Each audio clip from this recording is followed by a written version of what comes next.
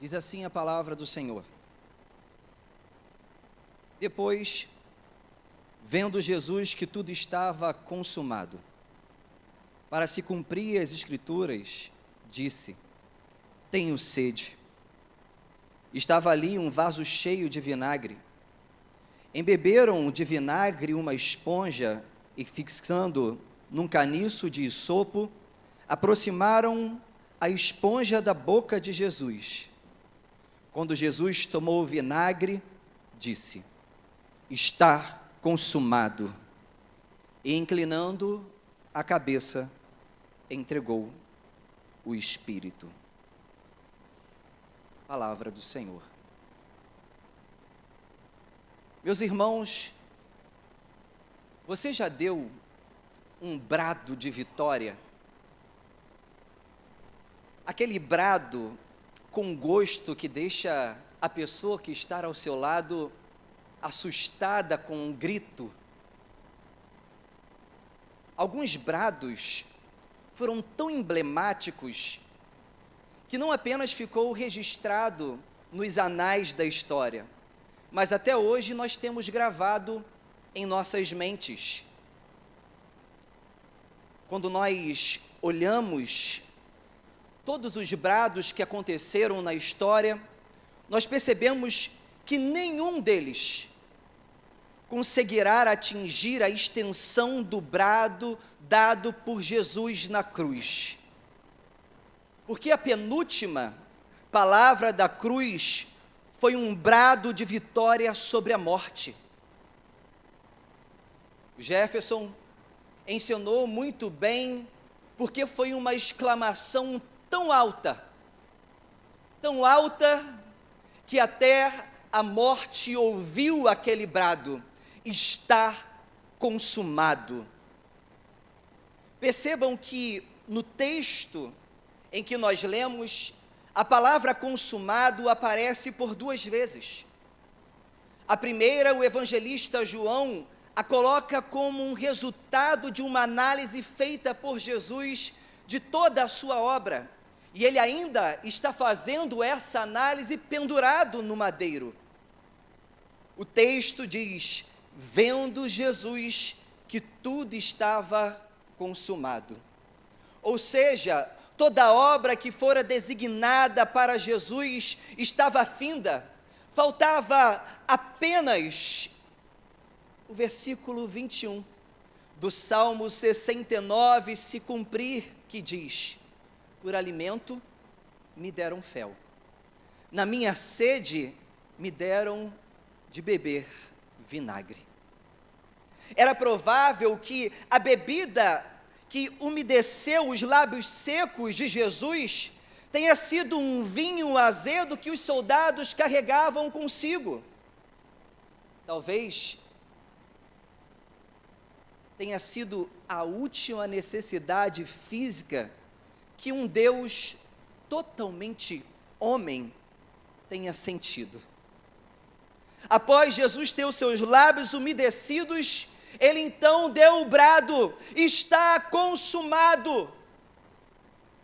Esta é a penúltima palavra pronunciada por Jesus na cruz. E eu prefiro referir-me a ela como uma exclamação, porque o evangelista João, quando escreve, faz necessário colocar o ponto de exclamação para identificar que aquilo foi um grito. Aqui, a segunda vez que essa palavra aparece no texto, diferente da primeira, que é um termo usado por João descrevendo um olhar analítico de Jesus a respeito de todo o seu penoso trabalho. Na segunda, meus irmãos, é um grito, é um brado, é uma exclamação conclusiva dada por Jesus. John Stott, em seu livro A Bíblia Toda, o Ano Todo, se refere a este clamor não como um gemido de desespero de alguém que está morrendo resignado e derrotado. É um grito proclamando uma vitória retumbante. O verbo grego dessa palavra é a famosa pronúncia que nós ouvimos tanto falar, tetelestai, que pode ser traduzida como terminado, concluído, ou dívida paga, sabe? É como aquela prestação longa, e que quando acaba nós ficamos aliviados de ter concluído aquela prestação do bem que nós adquirimos. Pois é, só que nesse caso, a dívida era em relação a Deus Pai, e ninguém neste mundo podia saldar essa dívida, porque todos estavam marcados pelas mazelas do pecado. Daí, a explicação dos repetidos sacrifícios e derramamentos de sangue que eram feitos através dos cordeiros que eram imolados. Por isso, essa palavra carrega uma força muito além de terminar uma obra. Ela se refere a um pagamento completo de uma dívida que somente alguém sem pecado poderia pagar. Ela se refere a uma dívida de morte, porque todos pecaram e destituídos foram da glória de Deus, porque o salário do pecado é a morte. E os nossos primeiros pais, na pessoa de Adão e Eva, pecaram, fazendo com que todos nós merecêssemos a cólera, a ira divina sobre as nossas vidas. Outro detalhe importante é que essa palavra aparece no tempo perfeito, indicando um feito de resultados duradouros.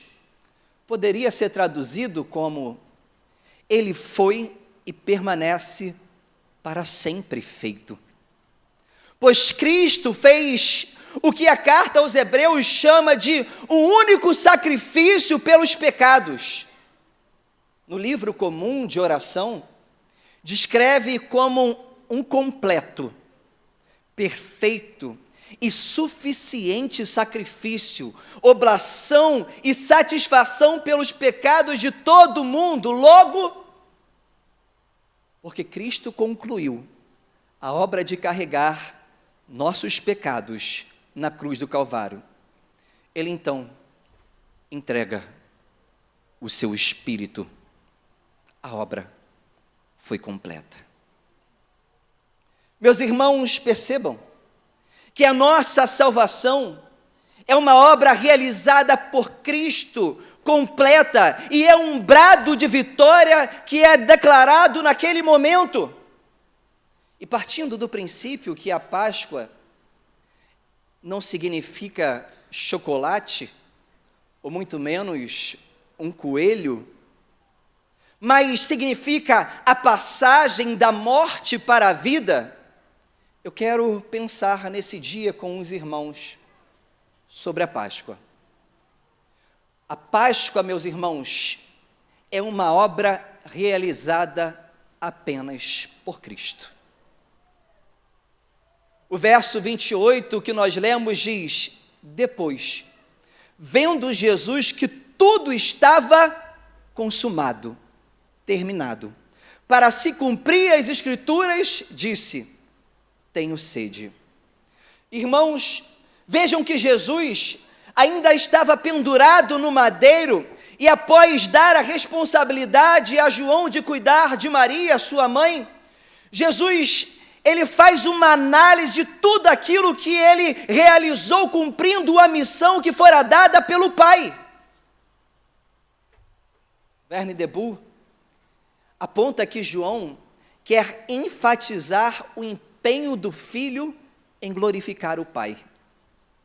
William Hendrickson diz que a análise de Jesus consiste que em toda a sua jornada terrena, e especialmente na cruz, ele tinha sofrido a ira de Deus contra o pecado para poder livrar dela o seu povo e merecer-lhe a salvação eterna.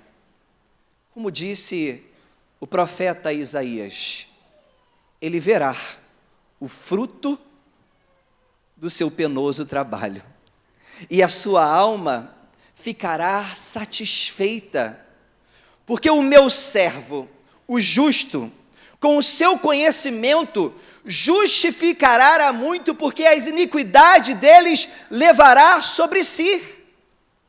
Meus irmãos, João, ele está descrevendo esse sentimento de realização que Jesus tem ainda pendurado naquele madeiro, de como um homem ter passado pelas maiores mazelas que cabia a mim e a você, de ter passado pela via dolorosa, de ter sofrido dos seus algozes todas as injúrias possíveis, de ter passado pela quarentena, e naqueles açoites, pedaços de ossos e de ferro, que quando davam em seus lombos, os ossos perfuravam, mas os ferros arrancavam pedaços de seus lombos, mostrando as suas vísceras, e o seu sangue sendo derramado, a coroa de espinho cravado em sua testa.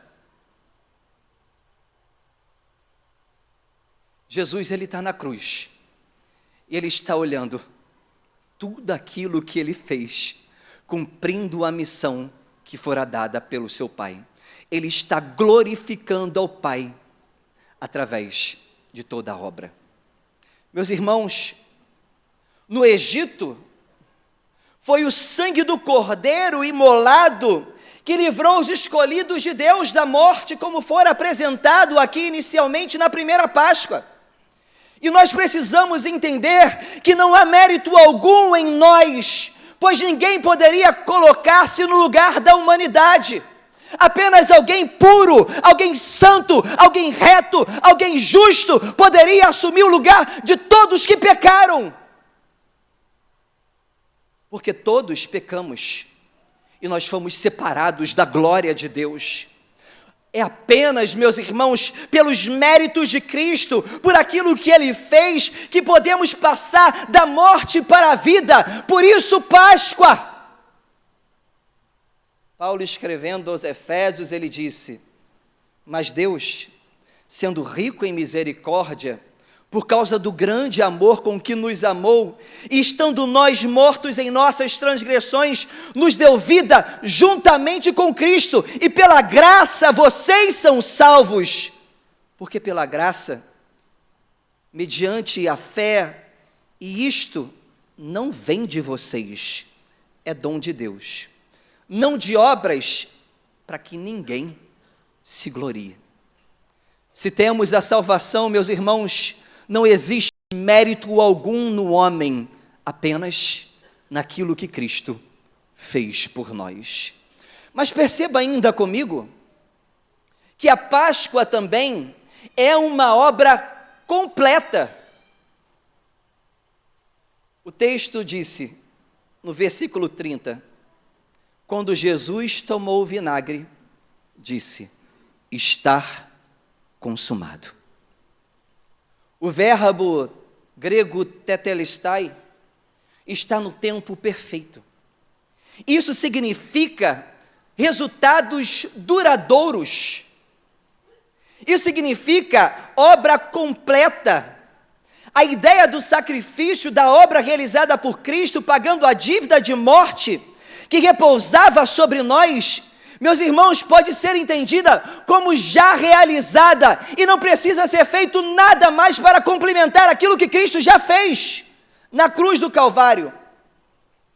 Por isso, antes da morte de Cristo na cruz do Calvário, tinha que pegar o cordeiro, bonitinho como esse que está à mesa, sem defeito, e todas as vezes levar para o sacerdote imolar, porque era através do sangue daquele cordeiro que então havia o perdão dos pecados.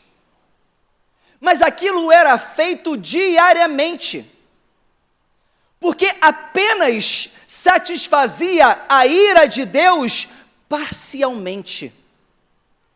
Seria apenas por um sacrifício único, completo do Cordeiro Pascual, o Cordeiro que João diz que tira o pecado do mundo. Somente aquele Cordeiro poderia de uma vez por toda pagar, saldar a dívida que estava sobre a humanidade relacionada à morte. William Hendriksen, ele comenta algo interessante sobre essa exclamação. Ele diz: se alguém objetar que o sepultamento e a ressurreição ainda não tinham acontecido, a resposta é muito simples. Na mente de Cristo, o sepultamento era tão certo que ele podia falar como se este também já estivesse ocorrido. Quando Jesus ele diz estar consumado, ele já está declarando toda a vitória, inclusive o momento que ele ressuscitaria dentre os mortos. A tumba não poderia suster o poder da ressurreição. Aquela pedra e os soldados não poderia conter o poder que estava reservado e já anunciado pelos profetas, porque ao terceiro dia ele ressuscitaria e nada podia deter o poder de Deus. Por isso, ainda na cruz, ele já dá o brado, está consumado, mas visualizando que ao terceiro dia ele ressuscitaria. Meus irmãos, a obra de Cristo é completa. Não é necessário fazer mais algum sacrifício. Você não precisa subir ao monte para ser salvo. Você não precisa se martirizar para ser salvo. Você não precisa fazer qualquer outro tipo de esforço para obter a salvação. Porque não é através daquilo que você pode fazer, e Deus não precisa que você complemente aquilo que Ele já realizou de forma completa e única e cabal.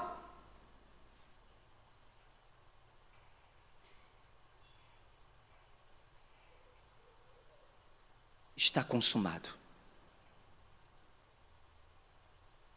Eu gosto do autor dos Hebreus, porque ele diz algo interessante sobre isso.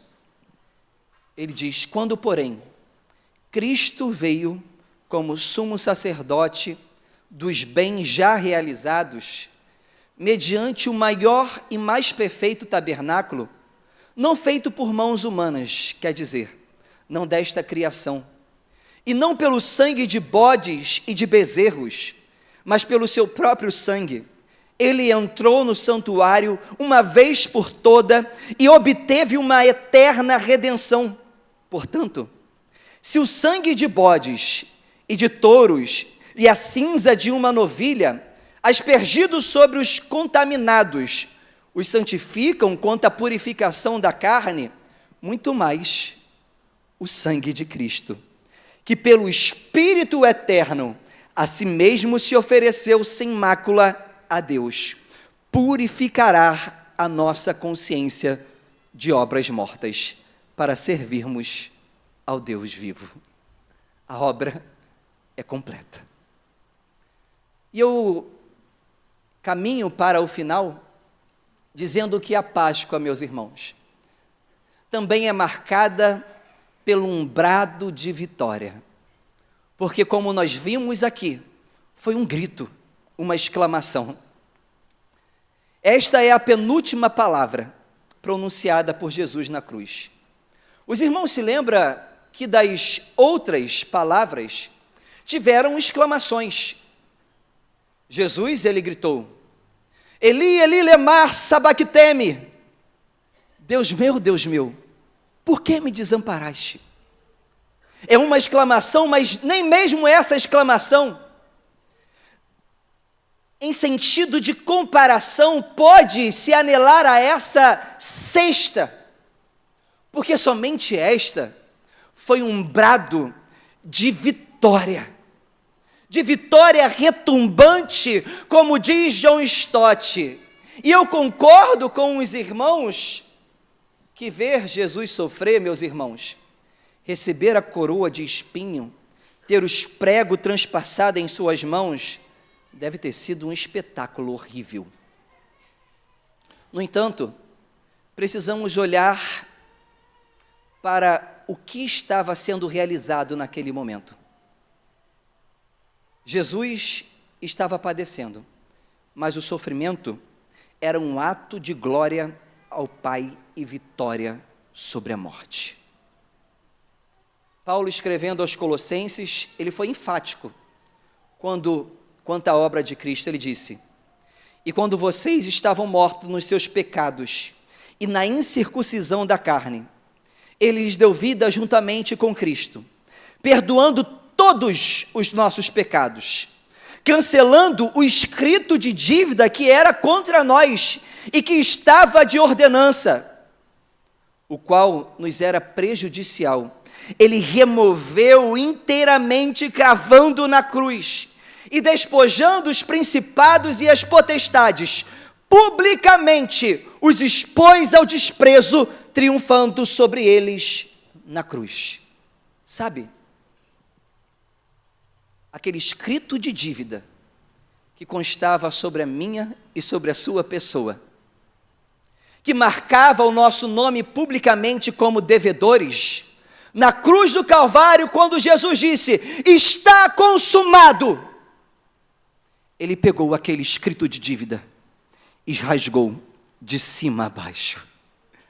E depois nós poderemos dizer: agora vocês estão livres, nada pode condená-los, porque eu, através do meu sangue, os libertei. Meus irmãos, o texto de Colossenses diz que, despojando os principados e potestades publicamente, os expôs ao desprezo. Quando Roma saía para as guerras, a legião retornava de uma guerra vitoriosa.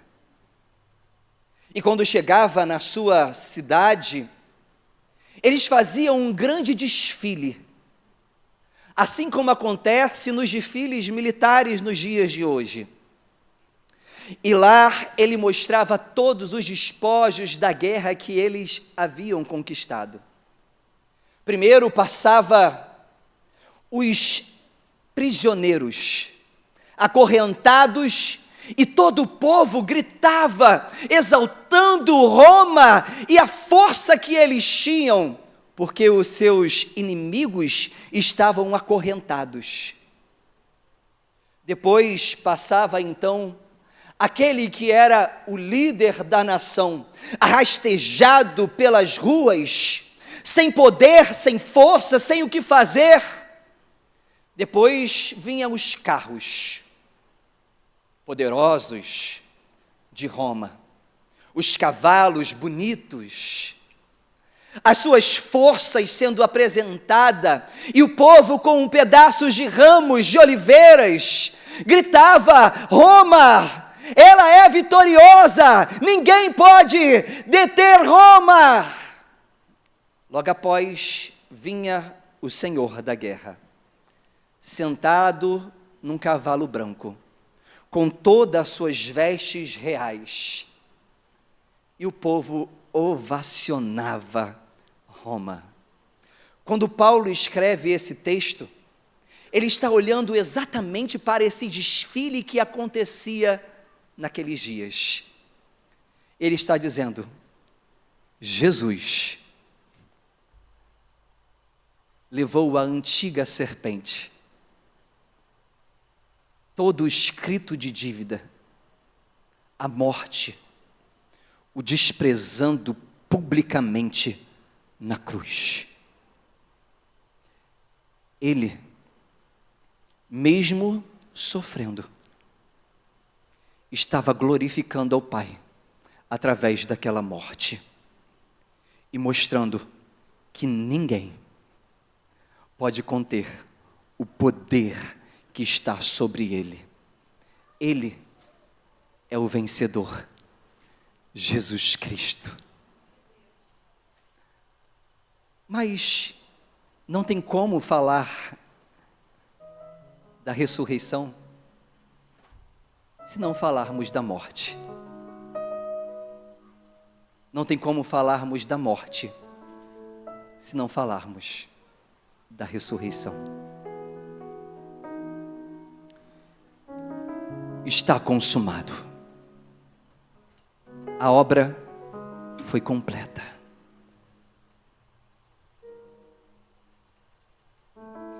No sábado, houve silêncio. A sexta-feira da paixão foi horrível. Um espetáculo de dor.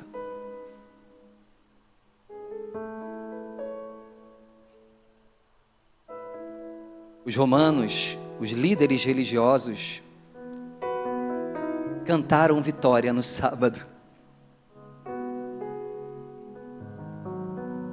Mas no domingo, logo pela manhã,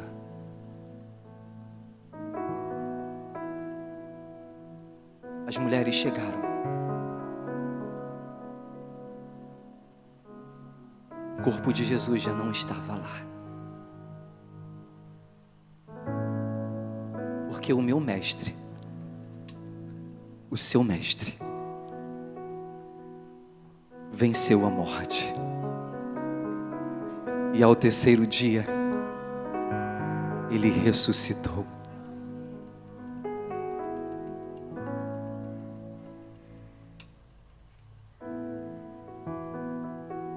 Tetelestai. A dívida foi paga. A obra foi completa. Por mim e por você.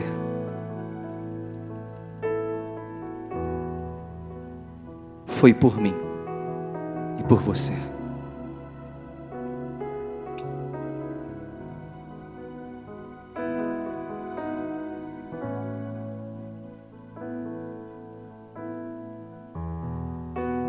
A minha oração, para terminar a minha participação aqui, é dizer: muito obrigado, Senhor, por tudo que tu fizeste naquela cruz. Muito obrigado, Senhor, porque estávamos perdidos, mortos, mas Ele nos deu vida. Ele venceu a morte. E por isso, celebramos a Páscoa.